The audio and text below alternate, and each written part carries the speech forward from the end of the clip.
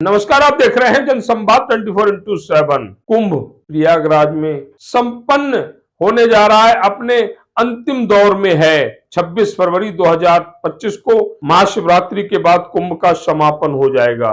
यह कुंभ बहुत सी खट्टी मीठी यादें भी छोड़कर जा रहा है।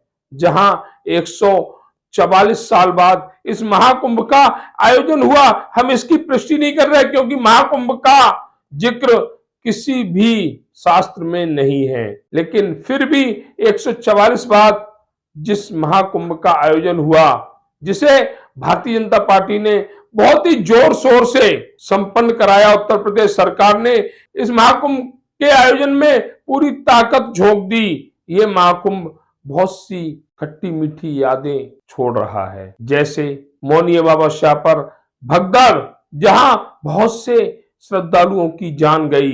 नई दिल्ली रेलवे स्टेशन पर भगदड़, जहां भी कई लोगों की जानें गईं। श्रद्धालु जो प्रयागराज जा रहे थे, गलत अनाउंसमेंट की वजह से भगदड़ मची और श्रद्धालुओं के साथ साथ नई दिल्ली रेलवे स्टेशन पर ट्रेन का इंतजार कर रहे यात्रियों की जानें भी इस भगदड़ में गईं। वीआईपी कल्चर भी बहुत ही बड़े रूप से उभर कर सामने आया। बातें हो रही थी वीआईपी कल्चर नहीं होगा, वीआईपी कल्चर नहीं माना जाएगा, लेकिन ऐसा संभव नहीं हो पाया। जिस तरह से वीआईपीओं की एक बड़ी संख्या इस महाकुंभ में देखने को मिली, जो वीआईपी कल्चर पर आवाज उठा रहे थे, वह भी वीआईपी प्रोटोकॉल के साथ संगम में स्नान करने पहुंचे। हम बात करेंगे सपा सांसद धर्मेंद्र यादव की। धर्मेंद्र यादव जो कुंभ में त्रिवेणी संगम पहुंचे, वहां स्नान किया। कई गाड़ियों का काफिला वीआईपी प्रोटोकॉल के तहत वह संगम पर पहुंचे थे। उनके भाई अखिलेश यादव लगातार वीआईपी कल्चर पर सवाल खड़े कर रहे थे। आज भी संगम में लगभग 16 से 20 वीआईपी डुबकी लगाएंगे। क्या वीआईपी का कल्चर खत्म नहीं होना चाहिए?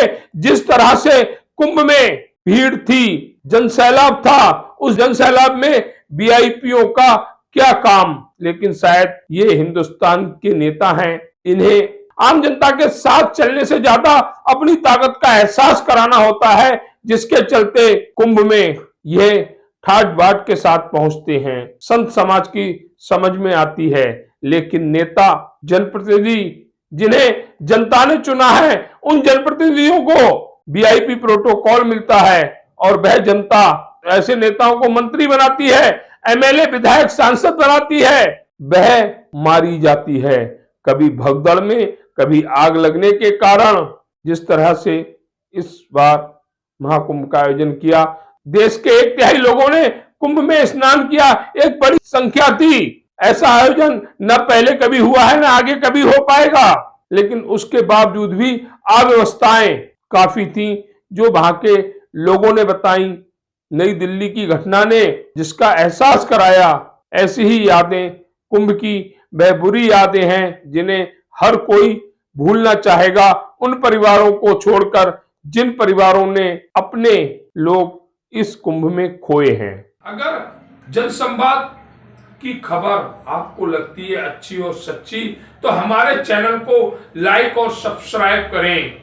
बेल आइकन बटन को प्रेस करना ना भूलें, जिससे कि हमारे और आपके बीच की दूरी कम हो, हम हमेशा आपके साथ अपडेट रहें।